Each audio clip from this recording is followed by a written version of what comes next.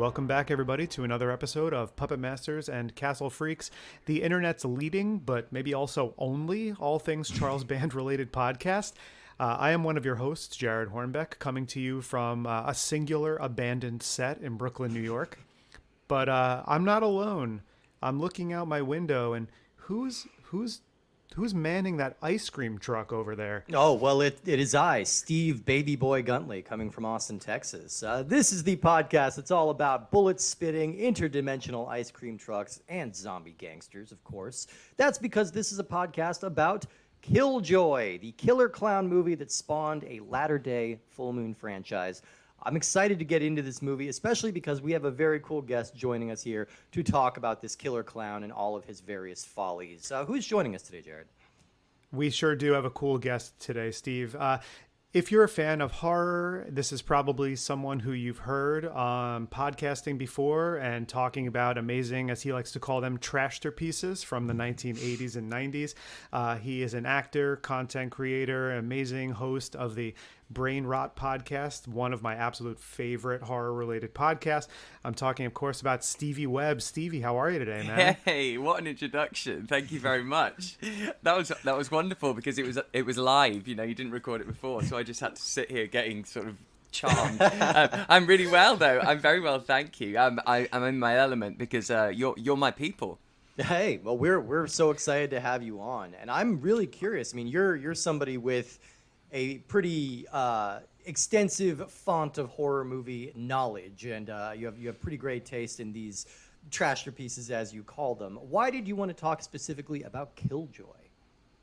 Well, Killjoy because it was I was at that point and I was at that age where I was changing and I was growing up because I was born in 1984 and then I was becoming a teenager and it was at that point when everything, not just me, but everything seemed to start to change at the turn of the millennium, whether that be horror, hormones, or just the general world. And I just remember because I had Killjoy on VHS, and it was so different to any other VHS covers because we were in that time of everything is computerized, and you can just see on the front the way. It's like the Jack Frost. I don't know if you remember the Jack Frost. Of course, the way the everything was just yeah.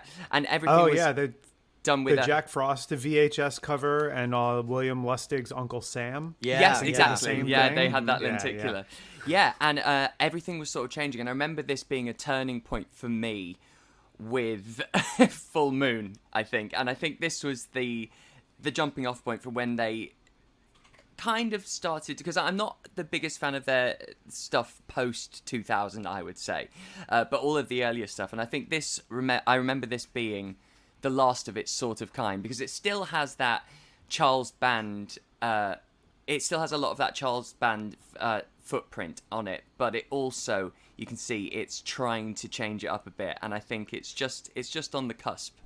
Yeah, and I thought it was a great one to talk about because I haven't revisited it for so long. But also, this might shock you, Stevie. This is our show, and we talk about all things Charles Band, and a lot of that is Full Moon, and we go into these movies. Having myself personally having seen a handful of them, Steve having seen a bit less than I have. Yeah. But having read a lot about the company and know about the company tangentially through other things. This was a first-time watch for me and Steve. Yeah, for both of us. This one's brand new. I mean, we were familiar with it from reputation and by the fact that Killjoy did become kind of a signature character of the company, at least representing the latter half of their existence. But I was not too aware of what this movie was. And are you now? I'm let's say I'm further away than I thought. I love that though, because it poses more questions than answers, and I think that is a true Full Moon movie. Absolutely. Yeah, and we'll get into this movie specifically in a moment, but before we do, Stevie, I just want to know also, like you said, you owned this on VHS, which I think is pretty amazing. Like you may be the first person I've met now who owned this on VHS. when you were younger, were video stores and VHS like a big part of forming the person that you became? Did you begin your relationship with horror at a young age? Oh yeah, completely. It was going to the VHS store was ritualistic. It was my favorite time of the week, and I was very lucky that I had parents who allowed me to watch horror films because they didn't scare me. They fascinated me and they excited me, and especially anything with creatures, anything basically that John Carl Buechler had thought up in his head with Empire. I was obsessed with it, and it was the artistry and the technical magic that went into everything to create creatures and movies, things that didn't exist before that now do exist. It absolutely fascinated me, and because that didn't scare me, my parents were like, great, we've got a new babysitter for like £2.99 or whatever it was to rent back then. And so they eventually did have to take it in shifts though, because it wouldn't be a quick in and out. It was a pilgrimage going there, and I had to. Oh yeah. I had to stand at the altar for quite a while and take everything in, and then make that special decision to which chalice am I going to pick up. And of course, I always say this, yeah, I was underage, I was a preteen, but who were these movies made for if not of the underage? And so I bought into it. I was a marketing man's dream back then. And as I was just saying about, the Jack Frost, I'd probably stand there, I wouldn't choose to rent it, but I'd stand there using the lenticular and looking at it back and forth for a good few minutes and then put it back. And so, yeah, it was a way of life, and it was kind of my secret as well, because obviously I wasn't really allowed to tell anyone at school that I'd watched The Lost Boys or Stephen King's It, because and I went to quite a strict Christian school as well at the time, so I don't think the two would have met very well. And so yeah, it's always been about just walking into that place and the magic that came over me. And so many times the guy who owned it, the video store, Aladdin's Palace near us, he eventually would just say, I'll just keep it because I rented the same movie for the 9th time, and no one else had ever rented it, so he'd just tell me to keep it. And so it's always been that. And so any movie that I ever saw on VHS, I mean, Killjoy I haven't seen for 20 years probably, but I remember the feelings every single time I watch a film and revisit it, even if it is decades later. All of the same feelings come up, and I remember exactly where I was. I remember the stain on the carpet, and so it took me back there rewatching this today. And I also, we'll talk about it in a bit, but I realized today why I remember being able to potter off and do other things whilst watching Killjoy, and then come back when there was a loud noise. Yeah. Of course. But it's funny that you named Jack Frost, because I can remember exactly when I rented Jack Frost. My buddy Steve and I rented it, watched him, and he had his bedroom was like the basement level of a bi-level house, and so we sat down there and watched that one, and that was a really formative one. And I think we watched Uncle Sam around the same time, again because of the covers, but we would go to the video store and do the same thing. But it's really funny because that movie in particular is one that I can remember us picking out and being super excited, like we hope that this movie delivers on the promise of its cover. And it did for the most part. Yeah, largely. I'd say so. Yeah. Which, Jack Frost or Uncle Sam? You know what? Back then I would have said Jack Frost. Now I think I would prefer Uncle Sam. Yeah, I think Uncle Sam is the better movie. It's the more watchable movie, but Jack Frost does deliver on the promise of that really gross-looking cover art, and that the back of the box. I'm always going to remember seeing like Shannon Elizabeth stuck up to her elbows in the snowman that's emerging out of the shower. I mean, come on. Exactly. Yeah. Right. And as I've gotten older, I've become more a fan of Bill Lustig, and so. To me, like that one has the mark of having like a filmmaker with a sense of style, making it more so than Jack Frost.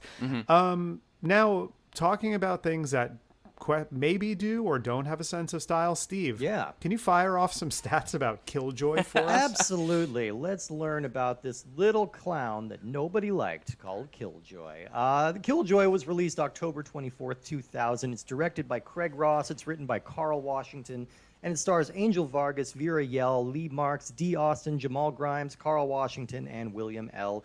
Johnson. Now, this movie is interesting for a couple of reasons. It represents a few significant firsts for Full Moon. Firstly, first killer clown that I'm aware of. This is a trope that's about as old as time. Everybody's been afraid of clowns probably since the 50s, at least, when they stopped becoming a regular staple of children's It's really entertainment. interesting because you would think with the way that Charles Band was able to kind of capitalize on trends and get movies churned out quickly, that with, Blood Harvest and Killer Clowns from Outer Space and all these other movies, that you would have thought that he would have moved quickly and that this wouldn't have been, or it even, like a whole decade after, basically, for this thing to come out. It's sort of like he dropped the ball here because it's the fact that it took them until the year 2000 to get a Killer Clown movie. But is then kind also, of yeah, but at the same time, yeah, maybe he missed the clown boat. But what he is capitalizing on in this is the sudden rise in mainstream black culture and people of color in movies, because that became so mainstream. So he's That like, is, I forgot to do the clown thing, so I'll throw it in with this. While Exactly. I'm doing that. That is the other big thing that they're targeting. This is the first movie, and I hate using this term, but I think this is the term used a lot by white executives. I know where you're going with this. White executives who are marketing to black audience. They call it urban horror. All right. So I'm doing that with heavy air quotes because I always found that term a little condescending. But yes, this is a movie that is written, directed, and starring almost exclusively black or Latino people, which is pretty cool. That doesn't really happen. You know a lot how in you know horror. that, Steve? How? You know how you know? Because it doesn't have the word hood in the title. Yes, exactly. Yeah, Yes. usually they'll do something like that. Yeah, if a white director. They're the ones made by white people. Yeah. Yeah, exactly. So, I mean, that is a pretty cool thing for them to finally be sort of branching off into. The problem, I think, is that they decided to go into this direction when Full Moon was sort of at its lowest ebb. And Charlie Band talks about this in his autobiography as well, that this stretch of the 2000s were kind of the darkest period of his life. Like, he lost the most money of his entire life. He was living in his girlfriend's couch, like all of his film projects were failing. He was having a really hard time breaking in to this market that he used to dominate, because there were just so many little indie horror productions that were coming out that the money just wasn't there to distribute amongst anything. So this movie was made for a $150,000 budget, which is really paltry, even for a Full Moon feature. But hey, the Charles Band always works quick, works cheap, and works fast. So this movie was written in a weekend and shot in a week. And it definitely has a lot of that energy. You don't say. Yeah, it definitely has a lot of that energy. Craig Ross was a first-time filmmaker who had been writing letters to Charles Band asking if he could just get a job doing anything.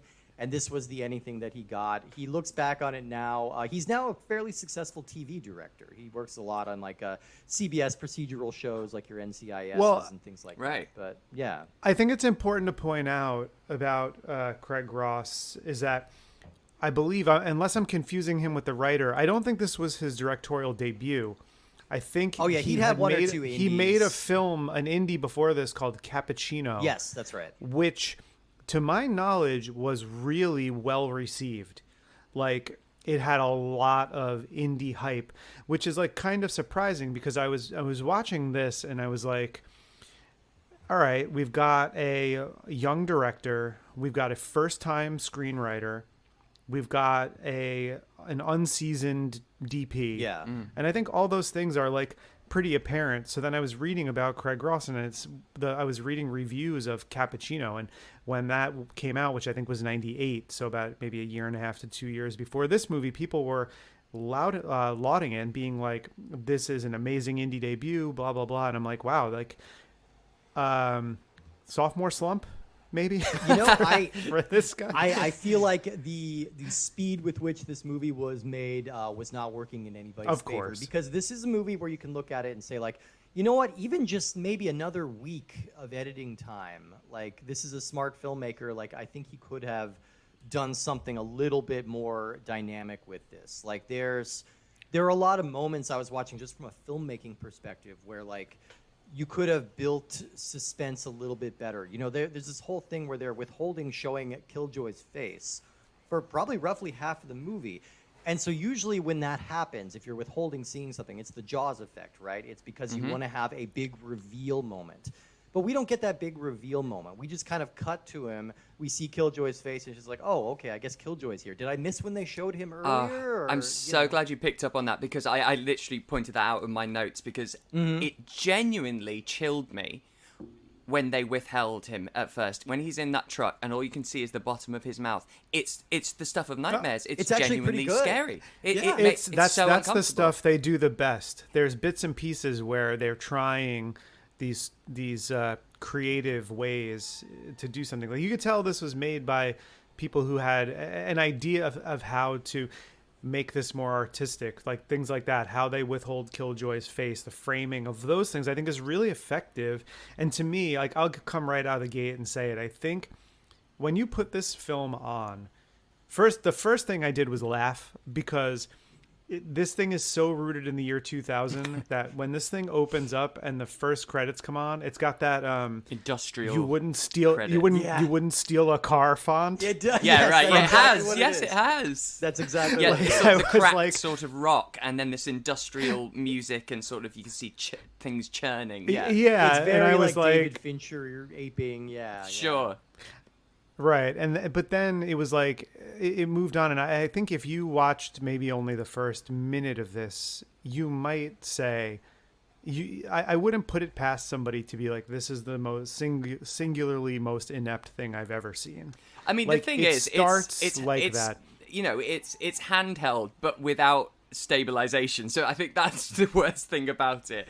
Especially that just early coming the year after, Blair Witch, where we've seen sort of that sort of handheld, almost found footage, isn't it? And I mean, it's that if you let early it- 2000s like handheld digital camera too that looks really flat, The and really worst. like undersaturated, and just kind of it's always like grimy looking. Yeah. Yeah, but I was going to say, I would think, like, I almost had the thought of, like, this might be the worst thing we watch based on the first, like, minute or two. But then as it went on, they started to do some more interesting things. And I was like, okay, so no. And I think the difference between this and something like Evil Bong, which is really cheap as well, and I was going to save this for, like, later on in the show, but I'll just drop it now. I think, to me, there was a cynicism in Evil Bong where you watched it and you went, nobody cares about this thing. No. Like, and the people who are making it are not stoners. They're making something on the quick and cheap about what they think stoners are going to pick off the video shelf and rent. Whereas here, yes, it's cheap and it's amateurish in a lot of ways, but I think it's occasionally like attempting to be a little subversive, especially with the expectations of people of color in horror movies. Yeah. And so I do think that there are moments where they're hindered by time and budget, where they can't really do things any better than they do them. But there is these little flashes of where this is made, even if it's made for fun and a little tongue in cheek, it's more a sincere effort than something like an Evil Bong. Yeah. So even though the Yeah. first couple minutes were incredibly rough, I think automatically, like, there's no way this can finish last in my ranking, only because I'm like, I already appreciate it more than Evil Bong. Yeah, and I think Yeah. what you've just said kind of is exactly proof of my point of this is the cusp of where just before Full Moon went, right, we need to focus in on a very specific subgenre and demographic, and then they went with that, which is the Evil Bongs and the Ginger Dead Men and all that sort of that vibe. And so Yeah. that's why I think it is quite a pivotal film, this one. And obviously it's got a lot of problems, but you can see the two worlds where they meet, the old one meeting the new one, and that doesn't always work, but it at least is this sort of this catalyst for the next slew of films. And I think the thing that sort of defines a lot of like latter day full moon movies is how reactionary they are. They're trying to pick up on a cultural trend and capitalize on that as quickly as possible. And so you lose a little bit of that, because looking back at the late 80s, early 90s era of Full Moon, where yes, it was obviously cheap, it was obviously done quickly, and it was obviously done with marketing in mind. They were also trying to tell stories. They were Yes. trying to tell unique stories that weren't just capitalizing on a particular zeitgeist. And I think this is, for better or worse, this movie is more of that earlier tradition than of the latter day tradition of just reacting to a trend. I think this is, I got the same impression watching it. I'm like, you know what, this isn't good, but there is something here, which is not something I felt watching Evil Bong, where I'm just like, this is a nothing Right. burger.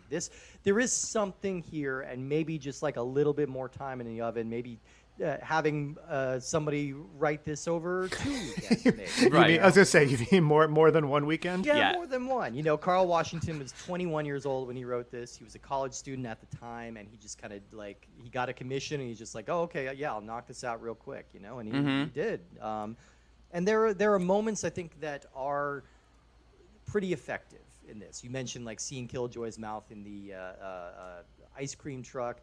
Like, I actually really like the early scene where the nerdy kid is being like bullied and he accidentally gets shot. Like there is something about his reaction after he got shot where he's just like, what happened? And then he falls over. Like, that was like, oh, okay, that's a smart choice. Like, that's an empathetic, humanizing choice. And I thought they played that generally pretty well. And I think the acting tends to go kind of downhill after that. But I do think the Angel Vargas performance as Killjoy, if nothing else, it is committed, it is full of energy, and that is an actor who understood the assignment.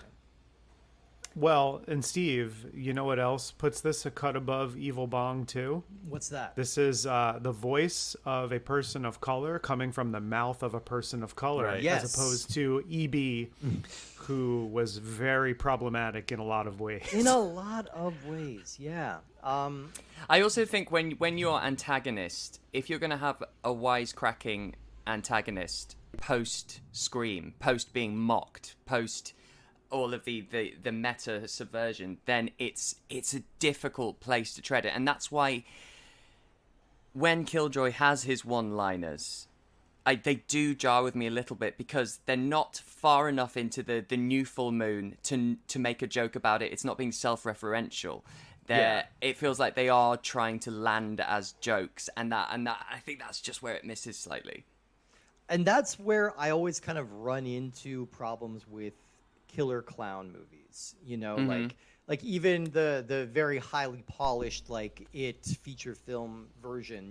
It's like there's a lot of good scary stuff in those movies, but there's also a lot of attempts at humor that either undermine the horror or they just are awkward and don't really land.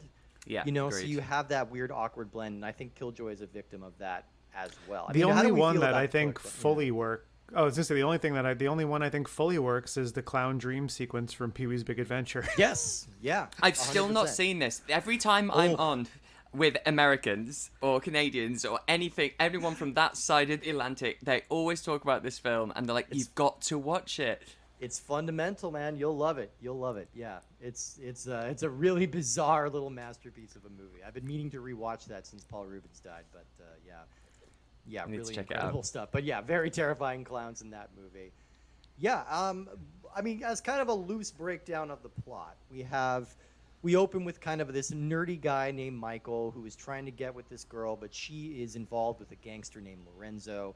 Lorenzo beats the crap out of him and threatens him. And then we get a very, very, very abrupt cut to Michael practicing black magic in his Right. apartment. We have no indication. Like, Michael is not putting off vibes of, like, this furtive little weirdo goth kid. He just seems He's kind of not like into the occult. Yeah. Yeah, he just seems like a nice boy, like, who likes the girl. And then all of a sudden, hard cut, he's in a pentagram made of The blood hardest on his of apartment cuts. floor, talking to a clown doll, which, again, we don't see.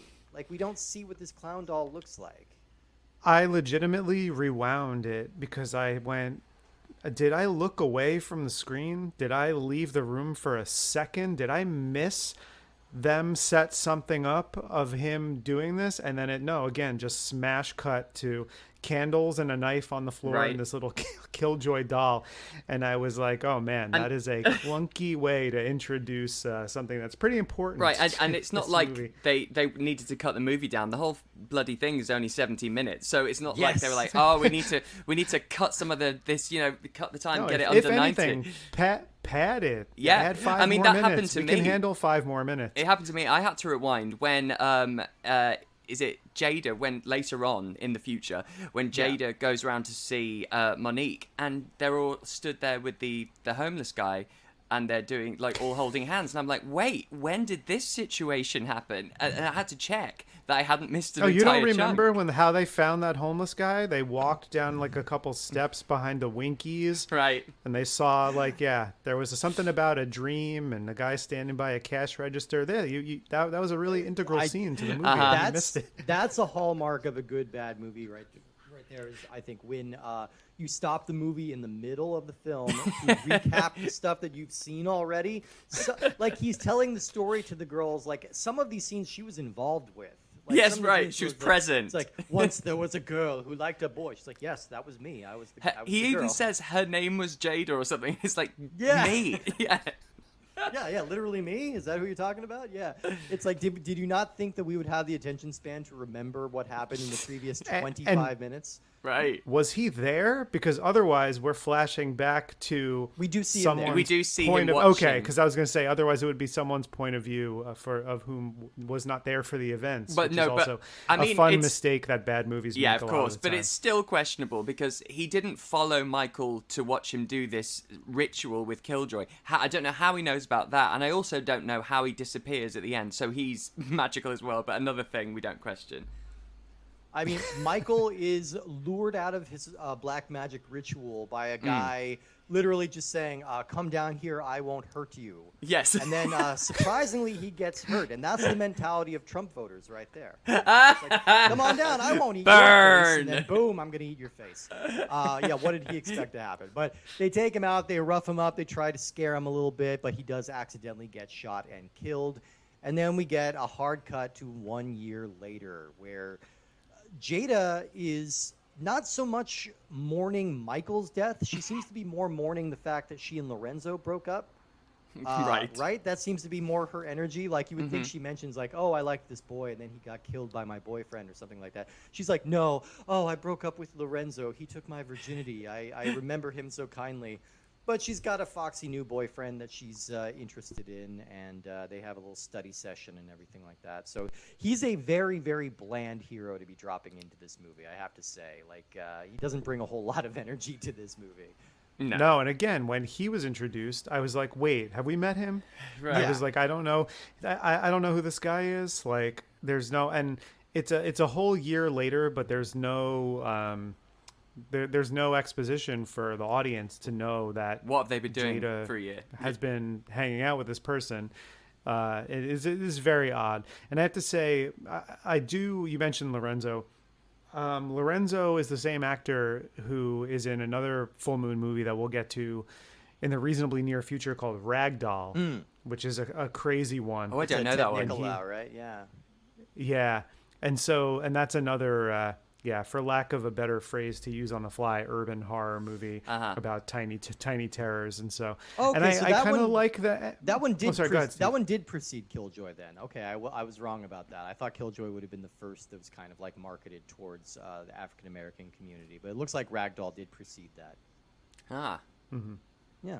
Well, it was because obviously it was with that it was Candyman that really set it off because then by 1995, literally within 1 year you had Tales from the Hood, Vampire in Brooklyn, Demon Knight, and then it was so mainstream and everyone was like, oh, we need to get to the hood and show the kids, and so yeah. And that's sure the important distinction I think that Killjoy has over Candyman, which Candyman obviously a far superior movie, but Candyman does need to drop in like a white protagonist for like White mainstream savior, audiences to identify with, like, which is Yeah. not a move that this movie pulls, and it's also a move that the Candyman remake avoids, which I appreciate that. Another one that I like that I feel like was a direct influence in this was James Bond III's Death by Temptation. Yeah, great movie. Yeah. Yep. Yeah. Yeah. And I have a soft spot for Bones, for Snoop Dogg's Bones. Was that the next Kind of- year as well? Yeah, 2001. Yeah, I think that's 2001, 2002. Yeah, and Yeah. that is that's a fun kind of blaxploitation throwback. Yeah. That's pretty entertaining. And of course we got Scary Movie as well, so it also got getting pastiched again from 2000 onwards. Yeah, absolutely. So Michael dies, a year passes, and then all of a sudden Lorenzo and his crew start having interactions with this A very normal-looking clown that's riding around in a ice cream truck and talking really normally and then behaving really normally. So naturally, they get into his ice cream truck, where they are sent to a, what would you call it? Just like an abandoned warehouse that has a couple of like colored Empty lights in boxes and yes. chairs hanging from the ceiling. Yeah, it's Dimly lit backlot set. yeah. But that's similar to what we'll see in Evil Bong, which is that Evil Bong and Killjoy And both Demonic have Toys. these- and demonic toys. They have these. Oh, yeah. They have these chintzy-looking alternate dimensions that they suck people into to do their actual killing. Right. And the kill scenes here are pretty uninspired. I think like the one guy gets hit by the ice cream truck and dies, and then the other guy. Does he get turned into a blunt? He smokes a blunt and then he evaporates like ash.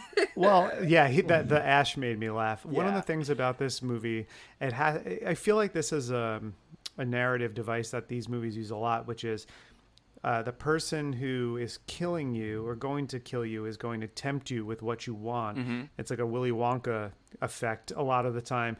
And in Evil Bong, and as it is here, it's just drugs. Yeah. Like, Right. they don't even specify. He just says, like, what are you looking for? Drugs. I would love it if he got back in there and he's like, have a Claritin. There you go. Enjoy. oh, my sniffles are cleared up. Thank you, Killjoy. Yeah, it's almost making a comment, isn't it, that these bad things will kill you. You know, there's and it, Freddy Krueger used to do that with Taran and stuff like that with drugs and stuff, and it's almost there, and it feels like they're trying to show Killjoy almost as this this do-weller, like clearing the streets of the scum. Yeah. Well, Stevie, I don't know how familiar you are with the movie Shrunken Heads. I love that one. Yes. Yeah, we Like, just yeah, we were discussed saying that last that's week. what it is it's like the magic powers of the Right. little shrunken heads. They get the people to clean up the city. Uh-huh. It's like they're doing, it's like Death Wish for kids, taking care of the scum on the streets. Yes. Yeah, I mean, and I think that's the thing. Like, we are not really getting a sense of what Killjoy's motivations are. We assume it's just some kind of like revenge for his master kind of thing, but like he's not really all that involved in it. Plus, he has this long subplot about wanting to kiss Jada or something, or just wanting to romance her, which all culminates in the revelation, skipping ahead a little bit, that Killjoy and Michael are one and the same. Like that their spirits have intermingled somehow, and that he's come back to life as this sort of avatar of an evil clown, which again doesn't really pay off in anything. And now I don't know, Stevie, have you seen any of the sequels to this? I've only seen the second one. And I seem to remember. Well, it's a proper length. I remember that, and I do seem to remember that the kills are a bit more exciting. Okay. But the fact that this is only 70 minutes, it kind of feels like a test, doesn't it? Like, are we going to make a new long-running antagonist? Let's give it a go, see how it picks up, and so, then we'll develop the character. Yeah, This movie is only the dailies. Yeah, right. Yeah, it has big first draft energy. Like, Yes. this movie is, it feels like it is just kind of a trial run. Yeah. But that trial run would end up being successful. Like, this movie was kind of surprisingly successful on video, on DVD. And yeah, it did spawn like a long-running series that we'll get into in time. But yeah, I think this one does set up that there's a little bit of potential for this character. But similar to a Chunky, it's like, we need to know what your thing is. We need to figure out what it is you do before you come out here. We need to understand that before we can really get invested in what Killjoy's whole thing is. And the showdown that we build up to with our three heroes getting sucked into the Killjoy dimension and having to battle against the zombie versions of the gangsters, this is where things get really amateurish. This is where the performances start to really sort of grate on you. Like, they react to escaping from an evil killer clown as if they escape from him. It's like, ooh, phew, that was a close one. And then it turns out he's still alive, and they go like, ah, dang it. Like they dropped their ice cream cone or something. Like, they do not seem like they're actually too upset about the fact that they are about to die. Yeah, they're more put upon than anything. Yeah. The fact that he's It's still alive. they're inconvenienced, and also, you know, they don't show any of the trauma of the fact that there is a fucking killer clown that can apparate and drag you into another dimension. It's just like, oh, not him again. They just take they it as roll read. with it. They really roll with it. Given my own personal proclivities with ways to be scared, there would be a cloud of smoke and a Jared shaped hole in a wall if like this were really happening. Oh yeah. Right. There's Absolutely. something. Sorry. Oh, go ahead. There is something though. It feels like, as I was saying, this feels like a bit of a test. Like, let's find out what works and what doesn't, and we'll keep it all and then get feedback. That it feels like there's lots of ideas in this, because there's something I did find interesting when we first Lorenzo's two lackeys though, when they get killed in the other realm, and then we see their ripped up bodies placed back where they were. There's a seed of something there that could develop into a very creepy idea. What if Lorenzo comes back and finds them like that, and then Right. suddenly his paranoia is amplified, and he starts reacting like that. Yeah, that's how you build stakes and like kind of establish some tension. And is your physical body still in the real world whilst your mind is in there, and then hit your body in the real world, it becomes chopped up and we don't see it in that sort of Freddy way. You know, this again, it's something there that I feel they didn't explore. Maybe they do, I don't know, in the sequels, but it just feels like there are all these little elements. Every now and then you go, oh, there's something there if you just hold on to that, but nothing ever quite sees it through. Yeah, No. this movie almost plays in the way that it's cut and its runtime. It almost plays like a greatest hits compilation of a movie. Like they took out all of the exposition and the stuff that the audience don't want to see. And they said, what do they want to see? CGI bullets. Right. CGI bullets. Yeah, I mean, and again, the Freddy comparison is a good one because it's the idea of getting dragged into this creature's realm where they set the rules and they can kind of live by this sort of cartoon logic. You know, like Killjoy can get shot a bunch of times and then just spit the bullets back out. You know, and they puff ineffectively on the guy's shirt with like no blood stains being left. You know. Yes, that's interesting. I had a lot of good graces towards this movie, but I have to say that I was virtually in tears laughing at that effect. Like I was not prepared for. I don't know that I've ever seen a late 90s, early 2000s digital effect look quite that ineffective. Like my jaw was on the floor at the fact that made it into the film. Yeah, no way to it whatsoever. I found myself laughing most often at the sound design because clearly, like, somebody got Final Cut Pro and they are just going to town on those stock sound effects. Like, there's a scene where like Lorenzo's girlfriend comes out and opens up the ice cream truck and then has a scream, and it's just a series of stock horror movie screams that you've heard like in a 10 million movies. I'm surprised they didn't throw a Wilhelm in there. I was gonna say that. I mean, even like there's the creepy like haunted house door every time they open up the ice cream truck. Right. It's just like I don't know why they couldn't get these sounds organically. Like I kept thinking of Blow Up when she could. It's like, did she just not get the scream right, and so they needed to go with the stock library? Like you know. You know, all of this, we get this whole climax at the factory, and then it feels like the movie just keeps going after it's ended. You know, it just keeps dragging on. They are back. They take out the Killjoy doll by sitting in the circle, and then they go party by like going to a club and like relaxing and putting off major like throuple vibes. Like, first of all three of them were all like kind of digging on each other. They were down. And then down to clown. They were down to clown. Never more appropriate. And then, of course, screenwriter Carl Washington comes into the club with his girlfriend, and turns out that he is they establish that he's the class clown. In a really clumsy dialogue exchange. He's like, hey, remember me from class? And she's like, no. No. Come on, I sat right behind you. Oh, right, you're the class clown.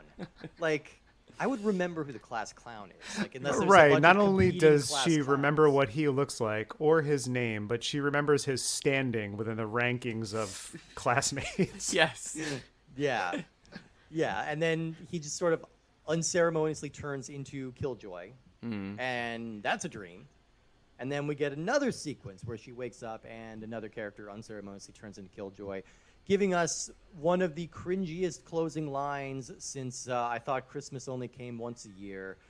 Oh boy, yeah, the final line of this movie is Killjoy in close up on the camera saying, "Oh boy, that's some good pussy." What a classy note to end this movie. Yikes! It's not. I let out an audible. What? Yeah, Like, that when was, it went from that to credits, I was like, that is a choice. I'm like, all right, That's a choice they're making. And the thing is, they haven't earned that. No. Yeah, I mean they haven't earned it. That's it. That's the sentence. No, they absolutely have not. Yeah, no, it's kind of out of nowhere. Yeah, real cringy, and I just always hate these like fake out endings that just don't really have any kind of logical threads to them, you know, because it's just like, oh, I understand you need that last little jump at the end of every horror movie. Like, I'm fine with that as a concept, but it's just when you drop it out of nowhere with no connective threads, you know, you're not seeding this. You're not like leaving any doubt that Killjoy hadn't been defeated. And it is the fourth time he's come back in 20 minutes. Also, like, did we establish that he could turn into other people? Like, not really. Yeah. Well, I mean, yeah, he's a bit inconsistent as well. I mean, sometimes he can ingest bullets and then spit them back out, and other times he pulls out a knife and he needs that to fight. And you're like, what, dude? Come on. Yeah.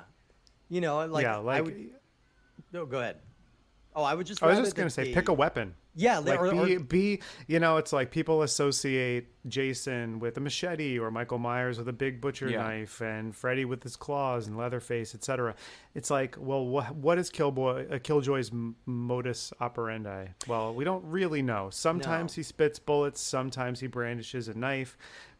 He's got really sharp teeth. We don't see him rip anything apart with the teeth. That's it, isn't it? That's what's missing, I think, with this particular clown. Like, what's its niche? What's its gimmick that is different, that sets it apart? Because, you know, if you think of all the clowns, they've all got something. And yeah, you're right. Maybe if it was his teeth, something much more animalistic. But I think that's where it feels underdeveloped with the actual clown character. Even though I do think, to look at, it is effective. I think it's a cracking makeup job. You know, you got this sort of almost divine eye makeup, and then these rotten sharp teeth, and then the sort of Buffy vampire brow, the furrowed brow. I really enjoy all that. It's giving, you know, Michael Jackson's Ghosts. It's giving me that very much. The second sort of the second sort of version of him he turns into. Speaking of Michael Jackson, I do need to throw out that Angel Vargas, who plays Killjoy, his most prominent role prior to this was in a mini-series, like a two-episode mini-series that I remember watching called The Jacksons: An American Family, where he played Tito Jackson. No way. Yeah, and then this is his one and only time in this role. I think after this movie, Killjoy will be taken over by an actor named Trent Haga, and I believe Angel Vargas's most recent credits were in like a Christian Spanish language soap opera. So that still working. Trajectory. Hey. Yeah. It's the natural progression. Yeah, that's right. That's the steps. Yeah, killer clown, Christian soap opera. Yeah. Yeah, that's interesting to me too, because I mean, we were praising sort of the performance under the makeup, and I didn't see any reason of all the things that you could course correct with this movie. That was not really one of them. No. To me, I thought the Killjoy performance was pretty memorable. So then to hear that he was replaced by another actor who, and it came from the video aisle, they sort of talk about as he'll be the person who's most associated with the character throughout the sequels, and the one that comes to mind for most people, which I think is kind of surprising. And I also wanted to point out that, like, there are moments too where I was looking at the makeup job and I was thinking, like, this is where a lot of that $150,000 went. Like, this makeup looks good. Like, this looks better than it has any right to in this movie. And I was getting some Jack Attack vibes too. Definitely Jack Attack. Because obviously we're living in this full moon fever dream right now, Steve. Yeah, right, I'm sure. I'm pretty sure we're probably comparing our things we're seeing in everyday life to, you know, one of these tiny terrors that we're watching for the show. So And I it's saw not the it's face not and a I was full like, Jack piece though. Attack. That's what I like about it. You can see the actors' real features and some of the built-up prosthetics. And I always think a mix is the most chilling because that's where the actor can shine through, and that's why you need someone good behind it. Yeah, yeah. I'm hoping that. I don't mean to overly praise a series I don't particularly like, but the Terrifier movies with Art the Clown. That's an interesting approach to the killer clown idea, where he's not quippy, he's not jokey, he's just kind of like the fact that he's dressed like a clown is just kind of incidental to his whole thing. It's just one more like creepy layer to what he's doing. I think the making them jokey and making them like wacky and over the top means I am not going to be scared by this anymore. It's kind of the moment where Freddy stops becoming like a figure of terror and starts becoming like a pop culture figure, Right. which is, a perfectly valid phase for Freddy, and it was a lot of fun for Freddy. But starting with it pitched at this level is just not really going to drag me in. Yeah, I think we want to know where our antagonists came from in horror movies, especially if they are monsters.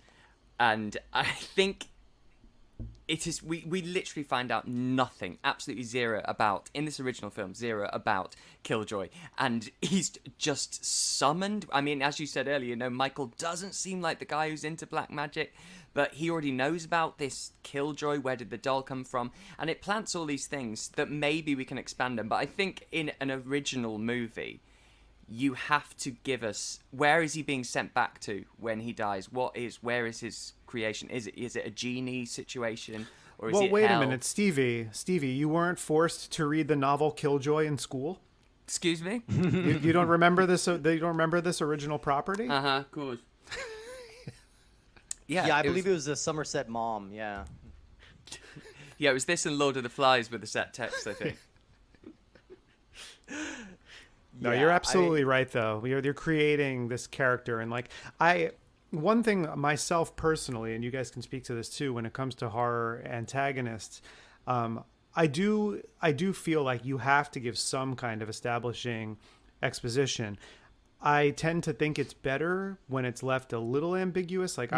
Halloween 78 is my favorite movie of all time, and one of the reasons is because we're given backstory about Michael Myers, but you kind of know that Michael Myers isn't so much a character as he is the shape, and he's a masculine evil that Laurie has to defeat. And so the allegory is kind of clear, and the themes of the movie are clear, and we do get some backstory to make him menacing and to make sense.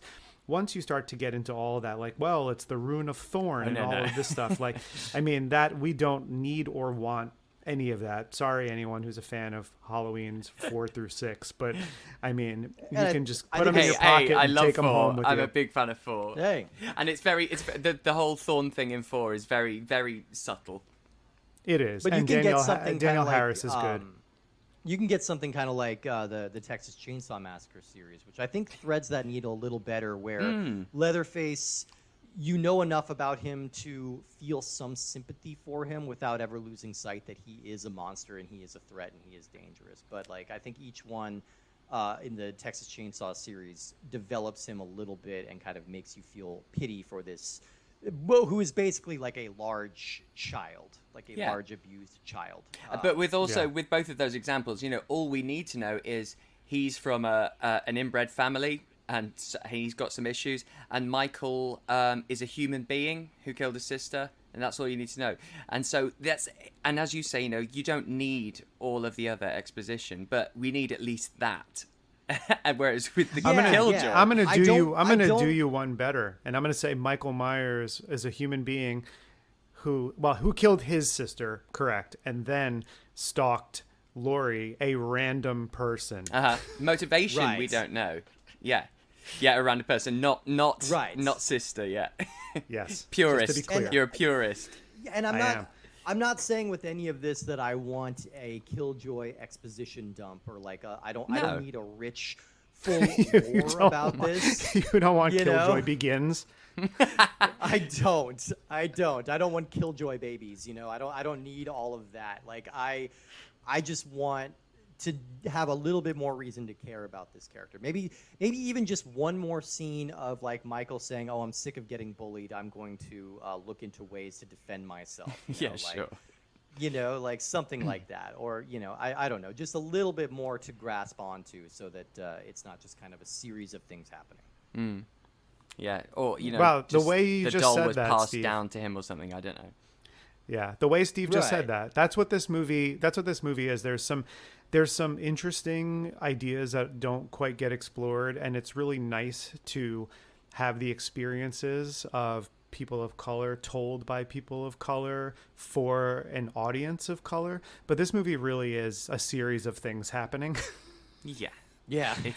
It is. It's a series of unfortunate events. Yes, it's a series of unfortunate events, but there is some charm to it, and it really encapsulates the time and the where we were going with effects. I mean, I don't think we can talk about anything else other than those bullets just to encapsulate where we were, and that was also the thing. Anyone could make movies at this point. We got to the point where if you have a computer, you can make a movie and a digital camera. Right. Watch The Mummy Returns and get back to me and tell me how good that looks. Yeah. Seriously. Oh, one of the worst offenders. It's amazing how we well- thought that was good at that time. Right. Like it's So it was shocking incredible. to me Even that we we Oh, go though ahead, we Steve. thought it was like adequate, the fact that we thought like, oh, okay, I mean that wasn't as good as the first one, but like it's adequate. No, that movie is not adequate. That movie is absolute dog shit. And it's interesting, isn't it? Because of all the kills, you have one guy who's, when the zombie versions get their heads knocked off and you have the green light, or you have someone burning to ashes. And so none of these things are A, impressive, or B, scary. And when you think of it cost nothing to create that scene where he's just stood and you can see the bottom of his chin. And that is the most affecting thing in this entire movie, and there are no effects. And barely, he probably doesn't even have the full face on, and it just shows that the bare basics is where you find the real shit. Yeah, and those effects happen one time. Like I laughed when the head came off and the green cloud of smoke Right. was there. Like, but again, that would require extras or other characters or other people, more than 6 people to be in this film. And so Right. I could see why they didn't do it. But like you have these themes, like your people turning to ash, people turning to green smoke, like have it happen to a bunch of people, like have it become something that's consistent. So at least you get a sense of like a little bit of the world building and what could happen. And because the thing about this movie is like nothing is established to the point where literally like anything could happen next. Like Killjoy could beat someone to death with a rolled up newspaper. Like we don't know. Yeah. Like Yeah. anything could happen next, and it would make sense within the context of this because there's no consistency. And I think probably for time and budget constraints, anything that was an effect shot was done one time, or to one character, and so there was no repetition of anything. There was no.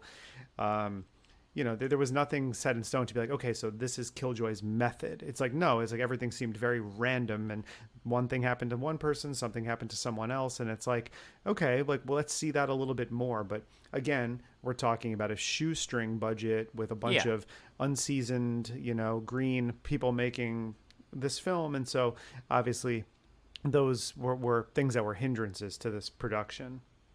Yeah. Yeah. I think that's kind of about all I had about Killjoy. Do we have any more. final thoughts on this one? I have Please, more. bring it on. I want Go off. to, because I brought it up earlier, but I want to understand the scene where the homeless guy has. So I just, my head, whenever I see something like that cut, my head goes, okay, let me work out how this has happened. So a homeless guy has knocked on the door. You've opened the door. Remember, your friend's on their way. So the time frame, we're looking at maximum 5 minutes because she just lives down the block. So within 5 minutes of you calling your friend and saying, I need you to come here, there's a killer clown, you've allowed a homeless man into your house. And within that time, you've when she gets there, this guy's already to convince them to hold his hand and close their eyes. And I there was no time for pleasantries, man. I just when want to know. When you're dealing with a ritualistic, doll turning into a serial killer clown, like, you just don't have time for explanation. I just love that. That's where my brain goes. And as Steven said, is this for us? Because remember, this film is 70 minutes. And so what he's about to recap on happened maximum 25 minutes ago. And so is this for the audience to go, there was a boy called Michael? Because quite often, when there's a pre-credits scene in most films, often they start with the very end of the film and you completely forget about it until you come back to that moment at the end. Whereas with this, no, my brain has the capacity for 25 minutes. And so it just blows my mind that we get a full recap. And it doesn't really serve the characters that much, apart from you must kill the doll. And that's all they need to know. And how does he know that?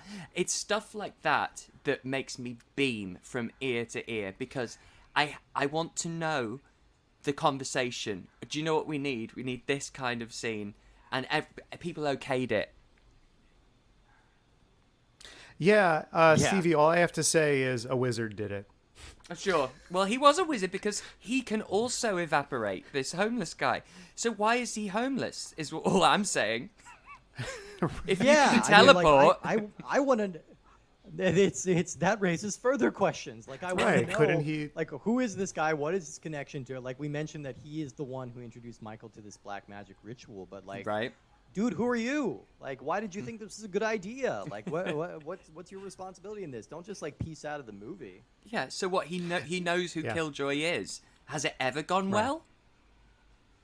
No. Well, and there's a scene where it's you like see the guy who's always homeless bringing man. people up to the pet cemetery, It's like, right. what do you think is going to happen? What? Don't tell him about the pet cemetery. Like, why are you planting that seed? Yeah, when has it ever turned out right?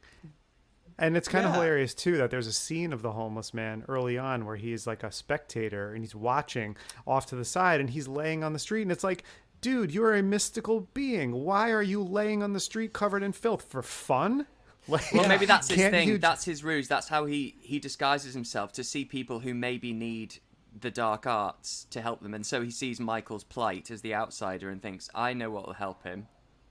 An anonymous killer clown. Blue key, blue box. This is in the Mulholland Drive universe. Hey. I'm telling you. It absolutely is. It absolutely is. No, you just get Bonnie Aaron playing the clown in the next one. Please. Oh man, yeah, a pretty wild ride of a movie, this Killjoy. And like we say, it is 70 minutes long. It is blessedly short. So like, even if it's not necessarily your thing, it is not going to take up too much of your time. I think it's kind of a worthy good bad movie. Yeah. But there's also like sort of enough here that it's a cusper. It's like we're on the edge of something like that's kind of good, and it just never manages to cross that finish line. But there are some good unintentional laughs to be had here. Yeah, for sure. Well, I agree. I think just to look at as a character, I think it's great. That's where I think all of the thoughts and all of the concentration went on how this guy is going to look, and nothing about him or the rest of the film. Oh, God. No, you're totally right. And I think, there's an element of it, the kind of blaxploitation element of it being a movie made by people of color for people of color. I mean, I think back to, your Isaac Hayes and people like that. And who remind me who's the guy off the top of my head? I'm struggling to remember. Who's the guy who played Dolomite? Oh God, Rudy Ray Moore, right? Rudy Ray Moore, yes, and people like that. And so I think there's a little bit of that. What I like is that these characters, their blackness isn't played as like an other, like which you find in a lot of the movies that are made by people who are white, maybe attempting to cash in with an audience of color. Here, there's nothing really. They don't harken on the fact that these that this is just the lives of these people, and I appreciate that. It's never like really looked down upon. It's never like, oh, there's never really an emphasis on like this is how hard life is on the streets and things like that. This is just, here's a story of characters you may identify with, their lifestyle and what they do for fun and the things that they're into and stuff like that. And I appreciate that aspect of it. Is it's very much, it's not trying to play up, that's like I said before, there's not hood in the title. It's not trying to play up that aspect of it.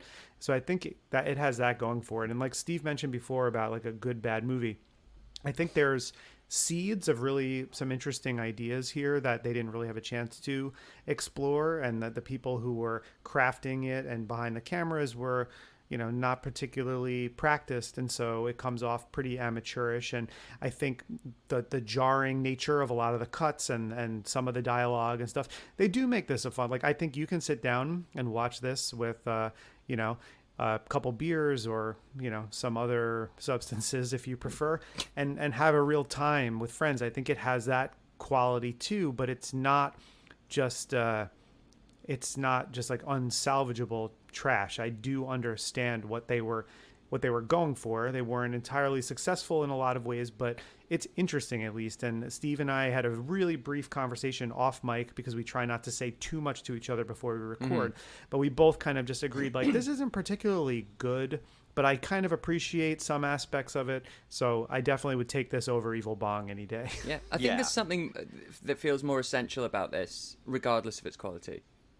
Yeah, I agree. I think that's a good way. There's an intangible. There's a reason that Killjoy is among the staple of characters on the cover of It Came from the Video Aisle. Like he is identified with Full Moon's oeuvre at this point, and like I'm not mad about that, but I am curious to see if the sequels kind of expand on this premise and elevate it a little bit, or if it's just kind of a gradual degradation. How many are there? Are there 4 or There 5 of these? There's 5, There are I 5. believe. Yeah. So we will be digging into all of those. But Stevie, it has been an absolute delight talking about this with you. Thank you so much for joining us to don the clown paint and talk about our little buddy Killjoy here. Where can people find your amazing stuff? Thank you. Tell people about Brain Rot Podcast, like what you do, because I would really love for our listeners to seek it out if they don't already listen. Yeah, so my podcast Brain Rot, where you can get wherever you get your podcasts, is basically I wanted to try and create that video shop experience again of all of those bizarre, incredibly alluring covers that you maybe never picked up, but luckily I did, and some of them I didn't. So each week I have, I force a different guest. I get a special guest each week, and I force them to watch one of these dusty old VHS kind of movies from the 80s and the early 90s. And sometimes I have horror know-it-alls, sometimes I have horror not-at-alls, sometimes I have celebrities, and I just like to really mix it up. And sometimes I pick up films that I've never seen as well and give them a go, and and they're all of a certain quality. They're all, as you mentioned earlier, Jared, that I call them trash to pieces. And so you won't see any Lost Boys, but you will see Basket Case and Street Trash and shit like that. Amazing. No, it really is one of the best in the biz. It's one of the best horror podcasts I appreciate out there. that. I would definitely recommend people checking that out. Yeah, And, definitely find Brain Rot and subscribe. And if you like what we do on this show, then jump on to Apple Podcasts or Spotify, wherever you're listening. Drop us a 5-star rating and maybe a brief review if you feel so inclined. You can follow us on Instagram at puppetmasters_Castle Freaks. You can follow my personal account at _cowboy_Jerry, and Steve's at Minotaur Matador. You can find us on all the usual suspects. We are on X. Oh God, I want to punch myself in the nuts just saying that. Threads, Blue Sky Social. Yeah, it sounds really stupid. But I will say there are a lot of people interact on there, and so I want to admit that we're there. You can find us there. Yeah. And we have a YouTube channel too, which is still kind of in its infancy in terms of just being the audio versions of podcasts, but we will have some video content going up there at some point soon, in addition to the episodes that we're dropping. Speaking of episodes that we're dropping, Steve, what is coming at our listeners next week? Oh man, we are really having a lot of fun dropping a lot of big ones this October. This is our spooky season, and we have to. We might have a guest too, I think. We have to bring out the biggest and the baddest. So we have talked about Puppet Master, and now it's time to finish out our title by talking about Stuart Gordon's Castle Freak, and we are going to be talking about that with a person who has managed to kind of weave himself into the story of Castle Freak. Flophouse host Stuart Wellington is going to be here with us to talk about that. We're very excited to get into it with him and all of the allegedly ding-dong ripping action in that movie. Yeah. So definitely check. I will say now, one of the gnarliest movies we're going to be covering on this entire show, like in terms of pure gore and violence. Like one of my very favorites. So this is going to cause a ripple effect at the tops of my rankings, and we don't have to go through our whole rankings. I was just about to ask you. I really wanted to know, out of everything that you've covered so far, what are your top and worst? I think we both have the same ones, right? I think we both have number one is From Beyond, of course, and the very bottom is Evil Bong. And I will say Killjoy is going to go right above Evil Bong for me, down near the bottom. So I'm moving Killjoy a little bit further up because I feel myself revisiting it before I would revisit Test Tube Teens or Piranha Women. So I guess I'm putting it fourth to last for Killjoy, and I think right after From Beyond, we both had Puppet Master 3, Toulon's Revenge. I think is our second favorite. And that's the first one. Is that the first one with 6-shooter? Yes, yes, it is. Yeah, it's that so one was good. Really surprisingly good. Yeah, it's great. And we have, I think, like we kind of flip flop a little bit somewhere in our next few there. We've got Trancers and we've got Robot Jocks and Tourist Trap kind of flip flopping in places. And we haven't properly reviewed it for the show, but I will spoil that once we hit Subspecies 2, that's going to jump up there too. Yeah, fantastic. Hell yeah. Subspecies 2. But Castle Freak, that's a hell of a watch. It's going to be a hell good of a watch. I'm excited to get back to it. I've only seen it the one time, so I'm excited to revisit it. And listeners, it's going to be a hell of a listen as well. So join us next week for Castle Freak, and thank you for tuning in as always, and we will see you next time.